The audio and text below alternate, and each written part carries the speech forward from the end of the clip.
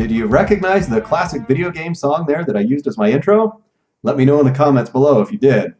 Oh, and major props to you if you were one of the elite people who got the song from my last video. The answer was, of course, the theme song of the alien race, the Thredash, from the 1992 game Star Control 2. Now, despite the game's age, it continues to show up on lists of some of the best PC games of all time. And I'd say those accolades are rather well deserved. It's got a rich storyline, it's got clever dialogue, a lot of freeform exploration of a universe that's been populated by 25 distinct alien races.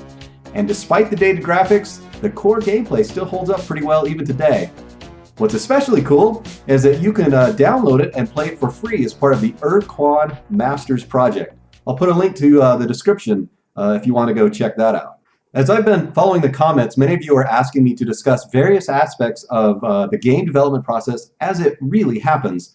I intend to do so over the course of these behind the screens videos. And I want to start that journey by discussing some of the problems that game development faces that make it unique, and I think potentially more challenging than any other form of entertainment medium or artistic endeavor. That's what this video is about. Consider it a top-line briefing as to what makes creating video games especially difficult. Now, every game development project is its own beast, so I'm keeping my notes here very top-line so that they can be applied broadly. For each item, I will talk about the point itself, let's call that the intelligence part, and then next I will talk about how I think you can practically engage with that point. Let's call that the guideline part. And then along the way, I think I'll just throw in some examples and stories from my own experiences. So with that little preface, let's dive right into what I like to call the game development battlefield.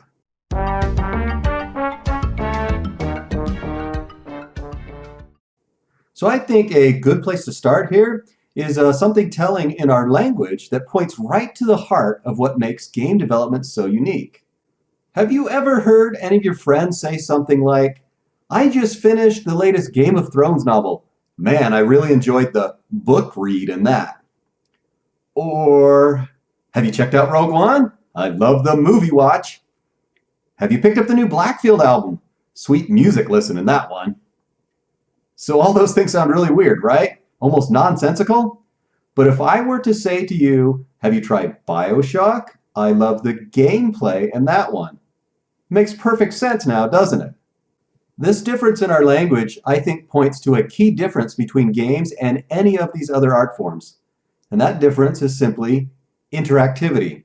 What makes a game is that it requires some form of interaction with the audience. You can't have a video game without also having players. It is a participatory experience. I know that this for most gamers may sound a bit obvious, but it is this participatory nature of gaming that is the single most salient and defining feature of our art form. It is what sets game development apart from everything else. And despite what people who may not be familiar with the industry may think, the chasm is vast. In fact, I think it's difficult to overestimate just how much different the interactive nature of games is from things like making music or writing a book or creating a film. Yes, there are some surface similarities, but game development is a radically different endeavor because of the centrality of this interactivity. In my view, any developer who forgets to emphasize this fact is doomed to failure. Let me give you an example from game development history. In the late 1990s, Hollywood started to take an interest in the amount of money that games were bringing in. At the time, there was this buzz that these big-time movie directors and producers, guys like Steven Spielberg and DreamWorks Interactive, were going to sweep in and completely upend the industry. So they were going to show all of us nerdy gamers how to really make good games. I remember being at a game developers conference around 1997, I think, and having a discussion with Louis Castle, who was one of the founders of Westwood Studios, which created the Command & Conquer and the Red Alert series of RTS games. So we were talking about this topic. And one of the things that he said has always stuck with me. He said, "You know, I hear all this talk about technology and character and visuals and story coming from these new Hollywood guys, but I rarely hear them talk about the single most important thing. What does the player actually do?" In 1998, DreamWorks Interactive released a game that was supposed to herald the arrival of our new Hollywood overlords. It had big-name actors and actresses. It had a sweeping story. It had lots of new cutting-edge technology, including things like inverse kinematics and complex artificial intelligence, and a graphics engine that was supposed to push the limits of the hardware of the day. That game was called Jurassic Park Trespasser. GameSpot gave it a 3.9 out of 10, and they summarized it like this. Of all the games released this year, none was as terrible as Trespasser. No game was implemented as poorly, and no game squandered its potential as much. No game played as awfully. Trespasser was undoubtedly the worst game of 1998. Of course, there are many other examples of this sort of thing happening in the game industry. Trespasser isn't the only time that a big-budget, highly anticipated game choked upon release. But I think if you take a step back from any of those big-budget titles that then failed, you'll see a common thread. Each time that a game has crashed and burned, you'll note that the developers neglected to make what the player actually does in the game as the central focus of their design. Instead, they always get caught up in something else. Something like the technology, or the story, or the characters, etc. So this is my first point regarding the development battlefield. As simple as it may seem, it's important to remember that you cannot have a game without having a player engaged with it. The player's experience is central and must not be forgotten. Games are interactive.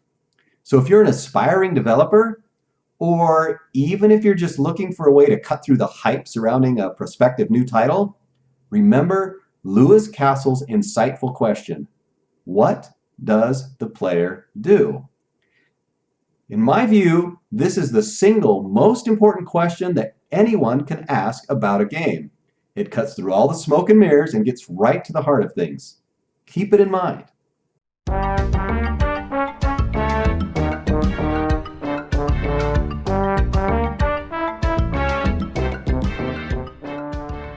So that's our foundation, but it leads directly into the next point I want to make. Because of the nature of games as being interactive, there is no way for you to know what you have until you actually engage with it. In my many years of game development, I'm surprised at how often this simple and what should be an obvious fact is forgotten. Far too often, developers will get lost in this land of big ideas and hypotheticals. I've seen design documents that are thick manifestos on the beautiful environments, or the artwork, or the deep character backgrounds for a game. Now, these things are great, but until you can actually interact with and play the thing, you don't have jack. It's all just academic. Now, I'm not downplaying the importance of planning and design in game development. In fact, I think it's actually very important. Here's a design document I wrote back in 1997 for a game called Perihelion. This is the working title for what was supposed to be a sequel to Warhawk. As you can see, there's quite a lot in here, several hundred pages long. We try and go through, lay out all the missions, all the characters, all the enemies, the controls. A lot of this stuff is just to give you the plans of what it is that you think you're going to build. But the important thing to remember here is that at the end of the day, all this documentation is not the actual game. It's just a starting place for how to approach and engage with the development process. So very much like the Eisenhower quote, these are like battle plans that must necessarily be modified and revised once you actually engage with what it is you have. All that work you do for preparation and discussion is ultimately scaffolding that will be thrown away when you go out and build the game. At some point, all of your grand ideas have to crash into reality that is the actual gameplay. So what does this mean for game developers? Well, it means that if you want to make a good game, you need to get it playable as soon as possible. You must prototype your core mechanics before you can make informed decisions as to what works and as to what doesn't. I can't tell you how many design meetings I've sat in where a room full of very intelligent and very experienced developers will get lost in rather heated discussions about some proposed feature or element, We've gone round and round the room talking about ideas, and everyone has a different opinion as to what may work and what may not. And how can anybody say who's right or what's wrong? Well, it turns out the answer is surprisingly easy. Wherever you can, you just simply need to try out your idea in a prototyped format. Even though it's rough, even though it doesn't have all the elements or the sound or the graphics, you need to get to that core gameplay as quickly as you can. And then play test it, engage with it, find out. As a corollary, and even if you're not a developer, a good way to assess the quality of a game prior to its release is how open are the developers and the publishers to letting people actually play it.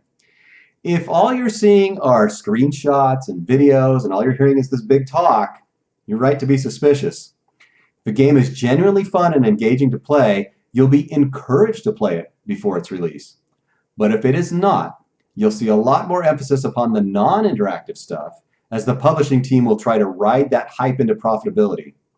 You have been warned.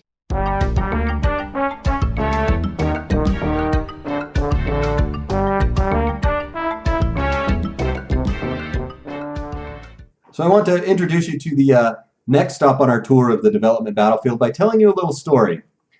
In my career now, I've worked on 4 titles with Pixar. The first one, Toy Story 3, I had only a light involvement with. But for the next 3, I was the director and charged with seeing the game through from start to finish.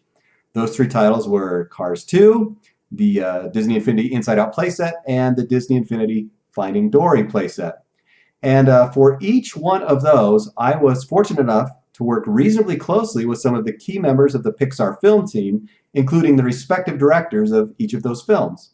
Now, one of the things that I thought prior to working with Pixar was how absolutely buttoned up and efficient they must be in their film development process. I imagine that they must go into the production of each of their movies with everything all charted out, and that things just popped right along with clockwork efficiency. Those guys are at the top of their game, right? They must know every step of the process, and they must have everything all figured out. Well, I was completely surprised to discover that they really don't. It's quite the contrary, in fact. The creative process at Pixar is chaotic, and it's filled with fits and starts and reworks. There's a lot of constant revising, and a lot of great ideas get discarded and thrown away as part of that process. Now, one of the things that I had to do as the director for the Cars 2 video game was to present to John Lasseter himself. Of course, you can imagine how kind of intimidating that was. You're about to present your game ideas that is based on a property that he's developed. And so you naturally just want to put your best foot forward. We originally set out to try and impress him with some of our finest animation and our best rendering. We wanted to make things look as good as we could for him. Well, when John saw what we had, he said something like, "This is great, and it looks nice, but really, we don't want to see anything that represents the finished product when we go in to review it while it's still in development. In fact, to us, it's almost a waste of time, because we know that when something looks polished, the opportunity to make changes in it is now largely gone. We want to review things that are rough, and that therefore have had a minimal amount of production investment behind them." You see, at Pixar, we recognize that creation is inherently messy. And the best way to be successful is to embrace that chaos. Recognize that most of your ideas will be bad. There will be casualties. So structure your development processes to maximize your opportunities to fail early and fail often, and then you learn from those failures while minimizing the impact to the rest of the production team. Now, even though I had been working in game development for about 15 years at that time, a little light bulb went off in my head when I heard this from John Lasseter. It began to influence how I managed products from that time forward. I recognized that much of the game industry was so focused on making nice visual demos or upon and having predictability for a feature set to fit within a certain budget and time frame, that it really constrained our opportunities for early prototyping and for us to be able to fail frequently and fail often. Fortunately, there are some methods of managing game development that can help to mitigate the chaos. In particular, there's something called agile software development that has a lot of applicability to games. I intend to talk more about that in a future video, but for right now, the point that I want to make is that successful game development requires an environment that embraces the inherently messy nature of genuine creativity. So as long as I'm on the topic, one final note about the Cars 2 film.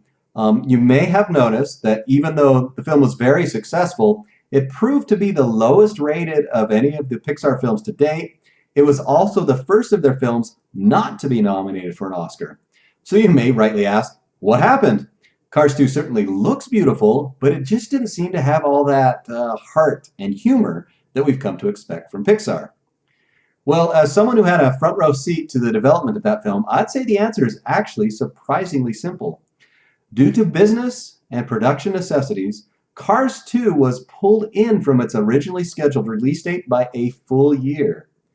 Now what this meant, if you're following this whole process of fail frequently and fail often, was that it meant that the team that was making the movie had less time to explore and figure out their script and ideas than what they have had for many of their other films. So compare the abbreviated schedule of a film like Cars 2 against that of Inside Out, which was actually in development for about 8 years. They spent most of that time at the front end revising their script, working in storyboards, doing all the testing when everything was cheap and inexpensive so that they could get that script really nailed down before they moved into the full production. There's a lesson for us in this, and something that I try to adopt in my own management of game projects. And that is to put the focus on the gameplay up front, figure out what it is that's fun about your game before you start making your big glitzy demos and adding in all your graphics and technology and character and audio. That stuff should come late in the process. Your gameplay should come first and up front. It's one of the key elements towards managing the creative and chaotic process.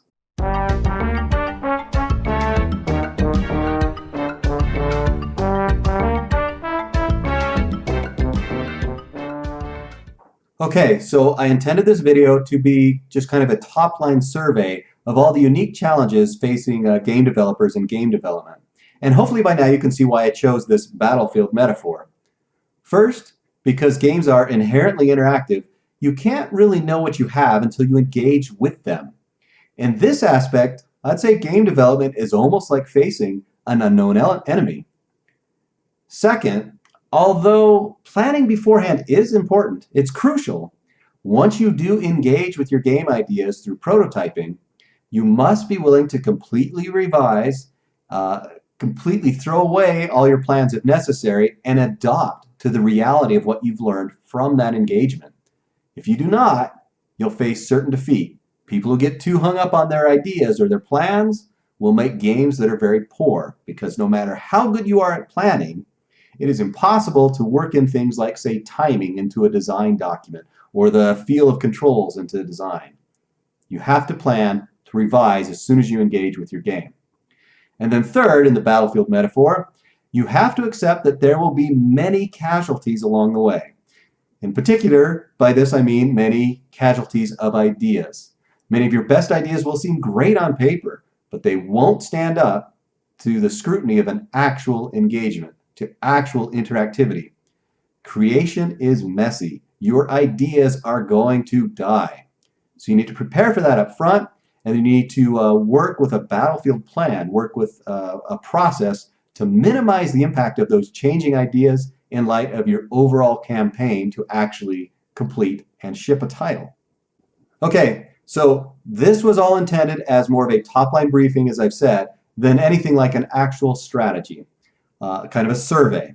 In a future video, I plan to talk in more detail about how developers can successfully navigate this battlefield and bring their titles to market in a way that they produce higher quality products for less money and on time.